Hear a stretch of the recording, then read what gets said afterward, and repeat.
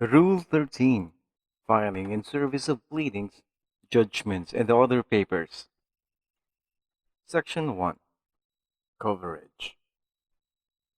This rule shall govern the filing of all pleadings, motions, and other court submissions, as well as the service thereof, except those for which a different mode of service is prescribed.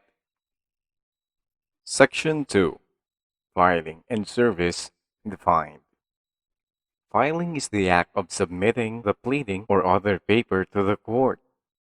Service is the act of providing a party with a copy of the pleading or any other court submission. If a party has appeared by counsel, service upon such party shall be made upon his or her counsel, unless service upon the party in the party's counsel is ordered by the court. Where one counsel appears for several parties, such counsel shall only be entitled to one copy of any paper served upon him by the opposite side. Where several counsels appear for one party, such party shall be entitled to only one copy of any pleading or paper to be served upon the lead counsel, if one is designated, or upon any one of them if there is no designation of a lead counsel. Section 3. Manner of filing. The filing of pleadings and other court submissions shall be made by A. Submitting personally the original thereof, plainly indicated as such to the court. B. Sending them by registered mail. C. Sending them by accredited courier. Or D. Transmitting them by electronic mail or other electronic means as may be authorized by the court in places where the court is electronically equipped. In the first case, the clerk of court shall endorse on the pleading the date and hour of filing. In the second and third cases, the date of the mailing of motions, pleadings, and other court submissions, and payments or deposits, as shown by the post office stamp on the envelope or the registry receipt, shall be considered as the date of their filing, payment, or deposit in court. The envelope shall be attached to the record of the case. In the fourth case, the date of electronic transmission shall be considered as the date of filing. Section 4. Papers required to be filed and served. Every judgment, resolution, order, pleading subsequent to the complaint, written motion, notice, appearance, demand, offer of judgment, or similar papers shall be filed with the court and served upon the parties affected. Section 5. Modes of service. Pleadings, motions, notices, orders, judgments, and other court submissions shall be served personally or by registered mail, accredited courier, electronic mail, facsimile transmission, other electronic means as may be authorized by the court, or as provided for in international conventions to which the Philippines is a party. Section 6. Personal service. Court submissions may be served by personal delivery of a copy to the party or to the party's counsel or to their authorized representative named in the appropriate pleading or motion, or by leaving it in his or her office with his or her clerk or with a person having charge thereof. If no person is found in his or her office, or his or her office is not known, or he or she has no office, then by leaving the copy between the hours of 8 in the morning and 6 in the evening at the party's or counsel's residence, if known, with a person of sufficient age and discretion residing therein. Section 7. Service by mail. Service by registered mail shall be made by depositing the copy in the post office in a sealed envelope, plainly addressed to the party or to the party's counsel, at his or her office if known, otherwise at his or her residence if known, with postage fully prepaid and with instructions to the postmaster to return the mail to the sender after 10 calendar days if undelivered. If no registry service is available in the locality of either the sender or the addressee, service may be done by ordinary mail. Section 8. Substituted service. If service of pleadings, motions, notices, resolutions, orders, and other papers cannot be made under the two preceding sections, the office and place of residence of the party or his or her counsel being unknown, service may be made by delivering the copy to the clerk of court with proof of failure of both personal service and service by mail. The service is complete at the time of such delivery. Section 9. Service by electronic means and facsimile. Service by electronic means and facsimile shall be made if the party concerned consents to such modes of service.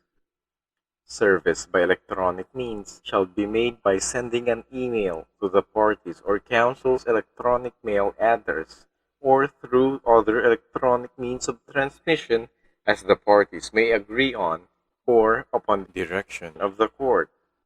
Service by facsimile shall be made by sending a facsimile copy to the parties or counsel's given facsimile number. Section 10. Presumptive service. There shall be presumptive notice to a party of a court setting if such notice appears on the records to have been mailed at least 20 calendar days prior to the scheduled date of hearing, and if the addressee is from within the same judicial region of the court where the case is pending, or at least 30 calendar days if the addressee is from outside the judicial region. Section 11. Change of electronic mail address or facsimile number. A party who changes his or her electronic mail address or facsimile number while the action is pending must promptly file within 5 calendar days from such change a notice of change of email address or facsimile number with the court and serve the notice on all other parties. Service through electronic mail address or facsimile number of a party shall be presumed valid unless such party notifies the court of any change as aforementioned. Section 12. Electronic mail and facsimile subject and title of pleadings and other documents. The subject of the electronic mail and facsimile must follow the prescribed format. Case number, case title, and the pleading, order or document title. The title of each electronically filed or served pleading or other document, and each submission served by facsimile shall contain sufficient information to enable the court to ascertain from the title A. The party or parties filing or serving the paper. B. Nature of the paper. C. The party or parties against whom relief, if any, is sought, and D. The nature of the relief sought. Section 13. Service of judgments, final orders, or resolutions.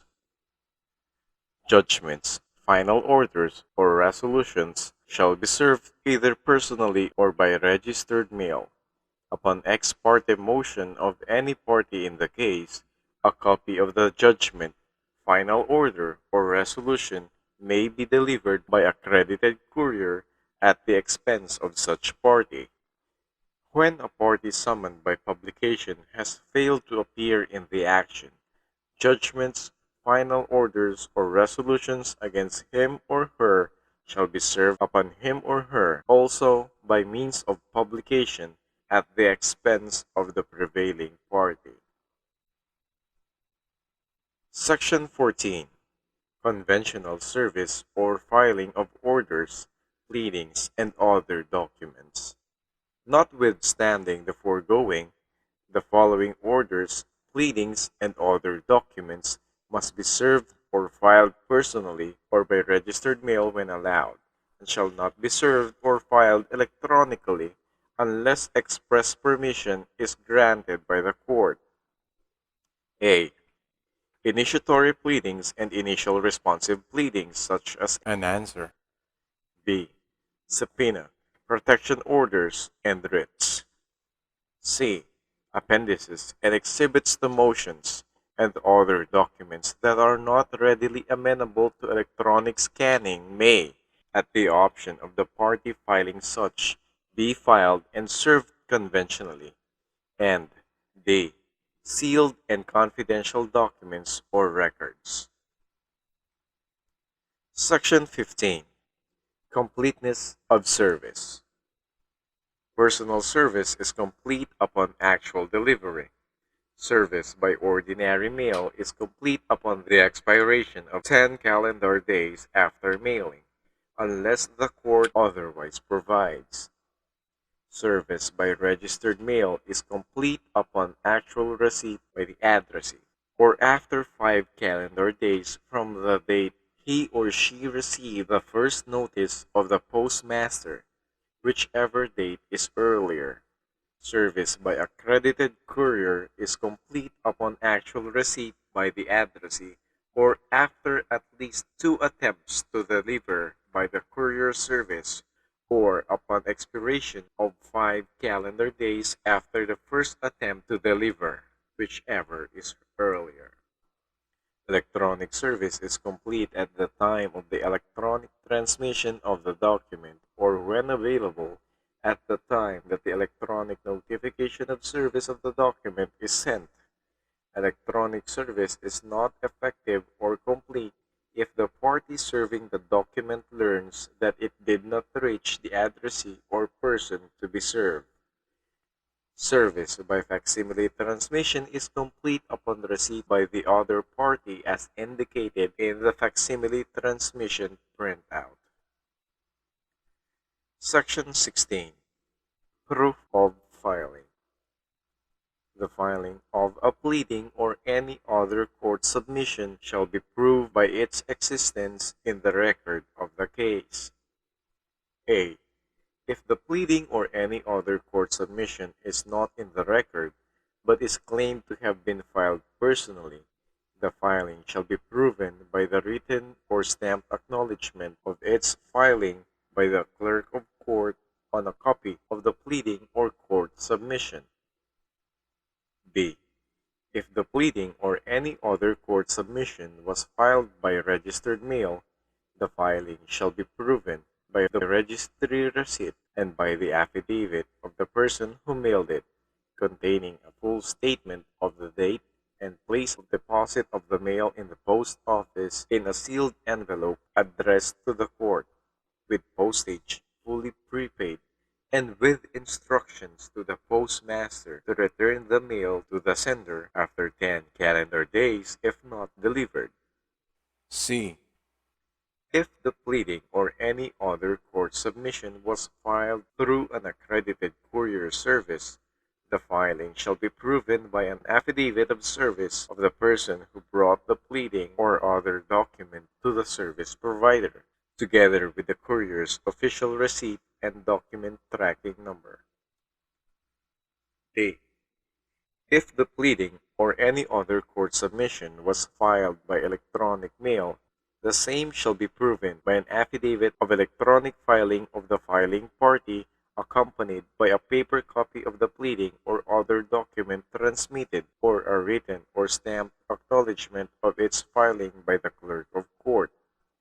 If the paper copy sent by electronic mail was filed by registered mail, paragraph B of this section applies. E. If the pleading or any other court submission was filed through the authorized electronic means, the same shall be proven by an affidavit of electronic filing of the filing party, accompanied by a copy of the electronic acknowledgment of its filing by the court. Section 17. Proof of service.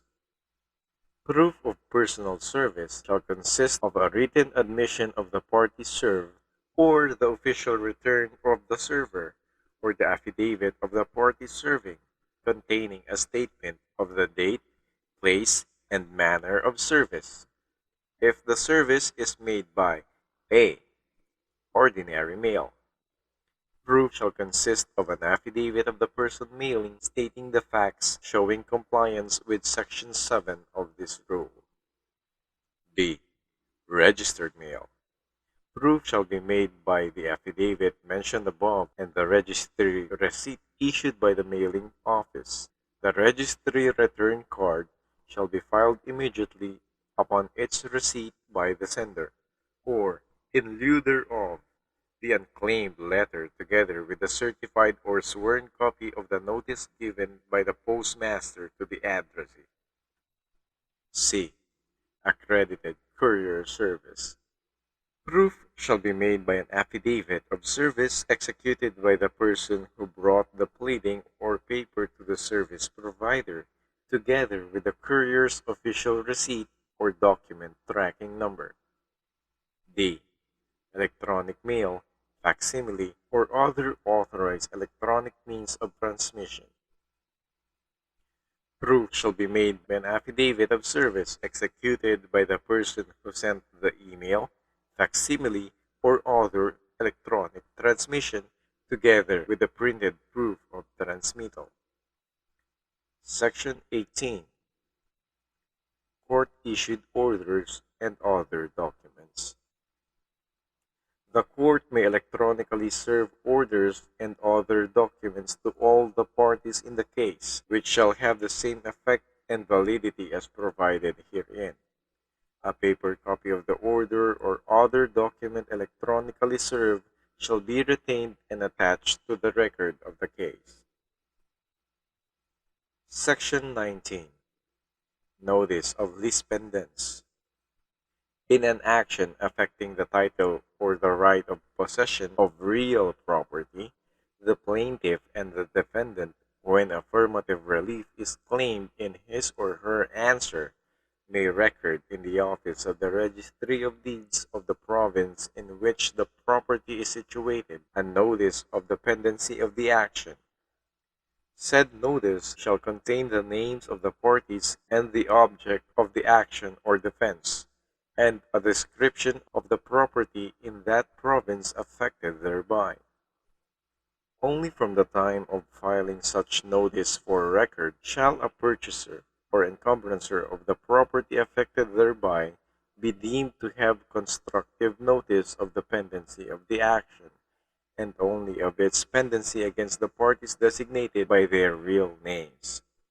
The notice of lis pendens herein above mentioned may be cancelled only upon order of the court, after proper showing that the notice is for the purpose of molesting the adverse party, or that it is not necessary to protect the rights of the party who caused it to be recorded.